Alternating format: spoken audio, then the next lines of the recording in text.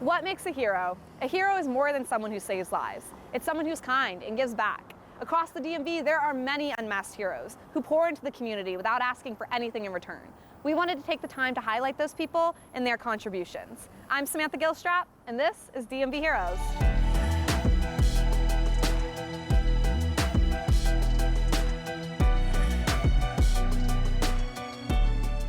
Get ready to turn up the volume on this episode of DMV Heroes. Today, we're highlighting Girls Rock DC, a nonprofit empowering girls and non-binary kids through music.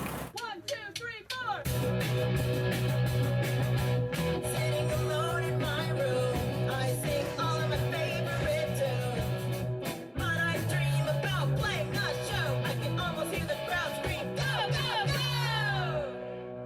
We are Girls Rock DC and we're ready to rock. We are Girls Rock DC and the beat's gonna drop. We are Girls Rock DC and we're not gonna stop, no. Girls Rock DC means like a safe space, community bonding and everything. I feel like it's an area where nobody judges each other and everybody feels just really like authentic in themselves.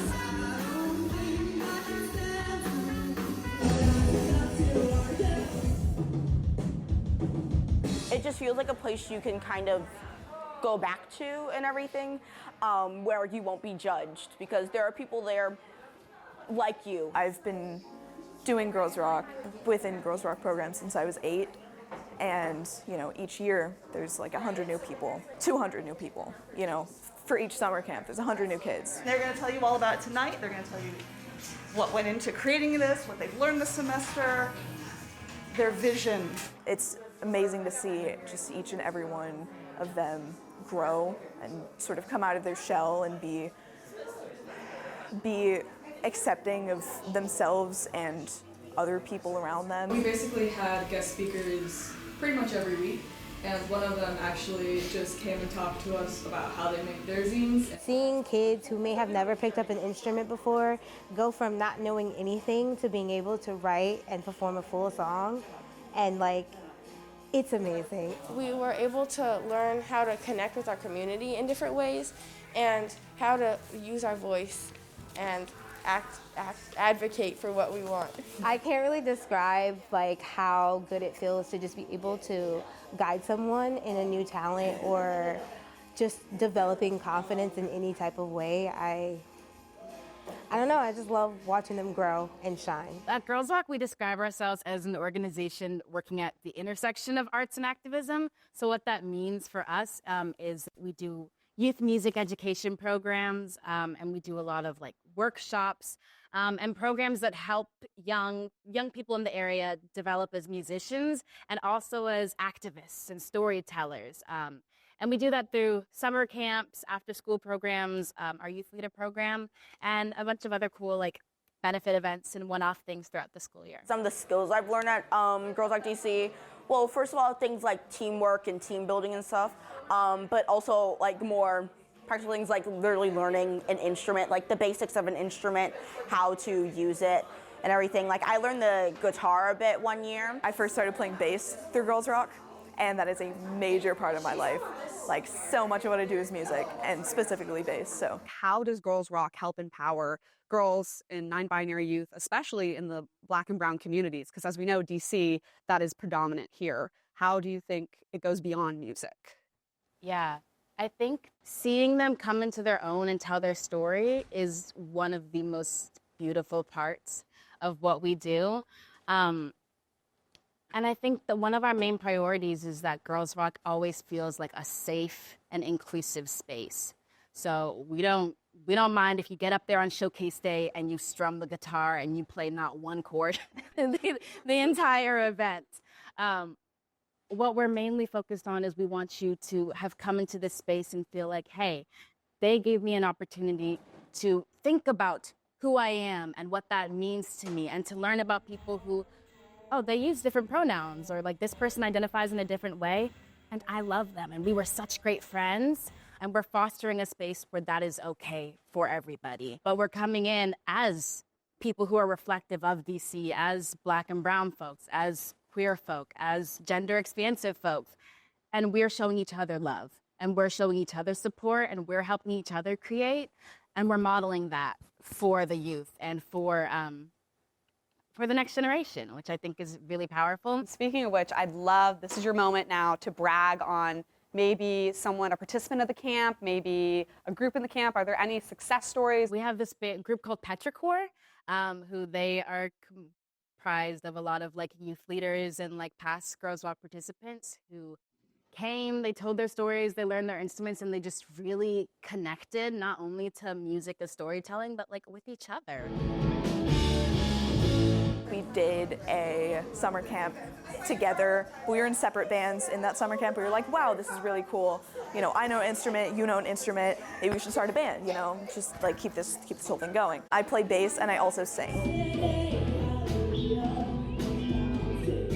Most of the shows we played have been for Girls Rock, which has given us a bunch of experiences like with stage presence and confidence, and also just how to write songs, how to play with the crowd, like just everything pretty much.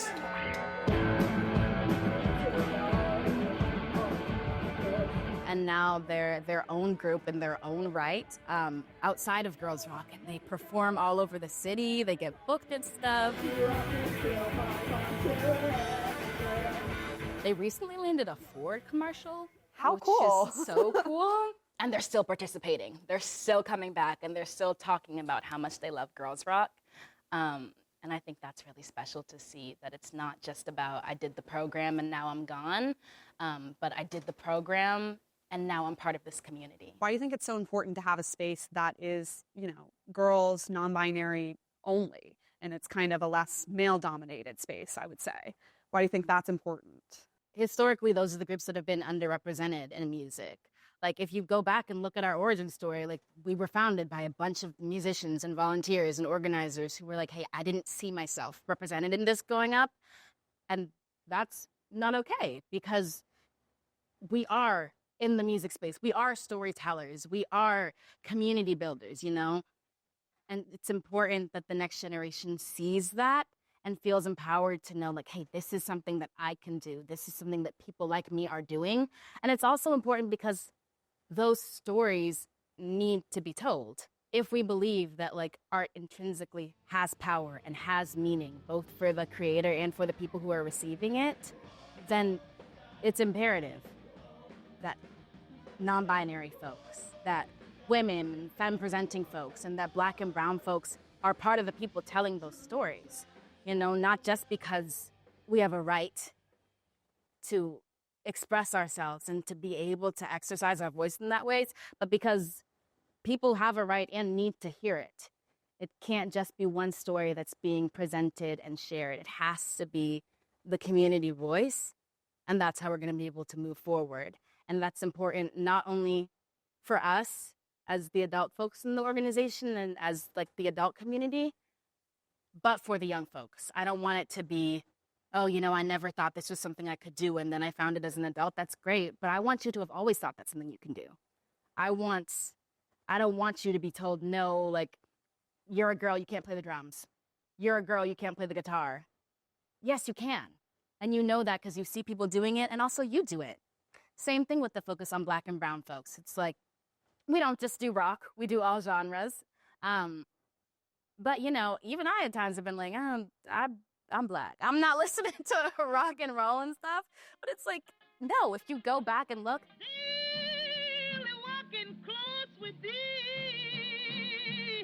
Black people created rock and roll, and that's something that's fairly easy, like, if you do your research, but a lot of people aren't doing the research.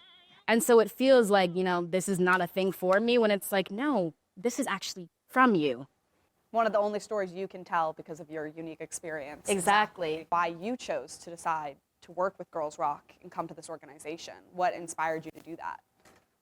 Yeah, it's actually a little bit of a funny story. So my freshman year of college, I had to find a local organization to volunteer with for a project through my scholarship, and they gave us a list of like the standard orgs, and I was like, I'm not feeling any of these.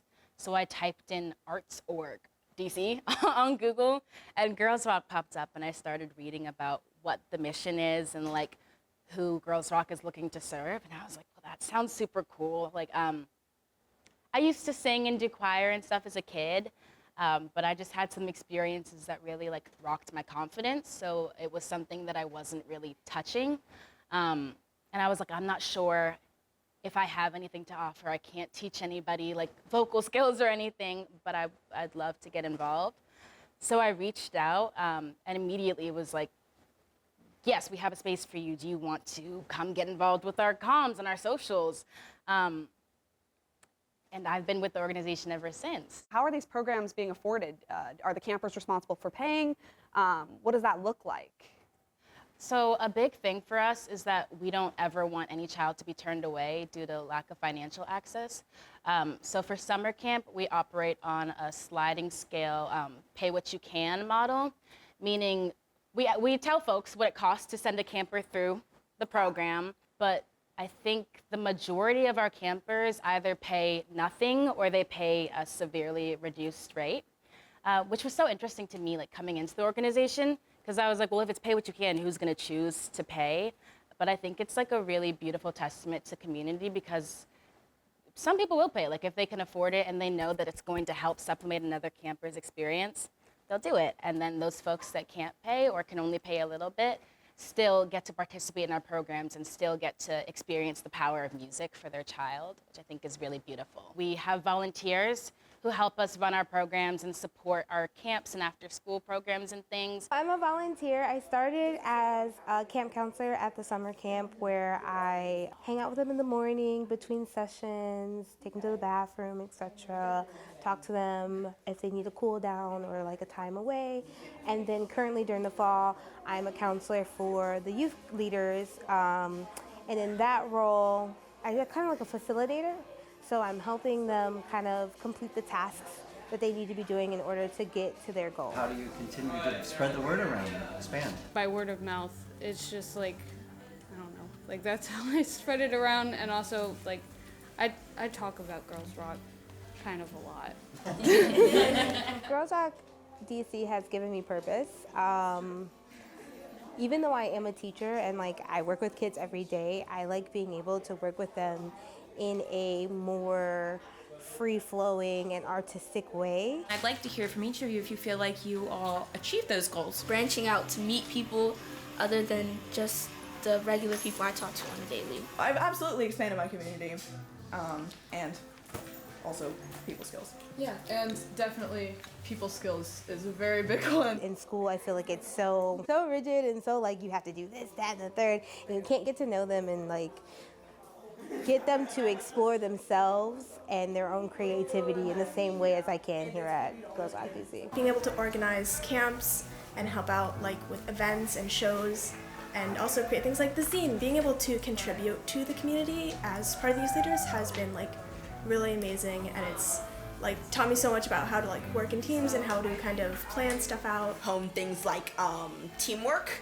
and everything, you know, making a whole zine together, and also it's helped me hone things like public speaking. Yeah. I'd love to know more about some struggles that Girls Rock is having, possible solutions, you know, what's going on here. So I think it's definitely a challenge not having our own space. That means that every time we're doing one of our programs, it's a game of talking to our community partners and talking to different venues and saying like, hey, who can host us and who can do it at a rate that we can afford, you know, because we want to keep these programs as accessible as we can for young folks. And that means getting creative on how we're trying to like cut costs and fund stuff on the back end. So I think not having our own space can be difficult. And sometimes it means that like a program we were really excited about might not happen right now or might need to get delayed. And it also means that, like, you know, like if we get this space and they're willing to host us, that's amazing, but they've got a cap. That means that we have to then go to some young folks and say, hey, we love that you want to rock out with us. Let's find another way. Let's check in later in the year.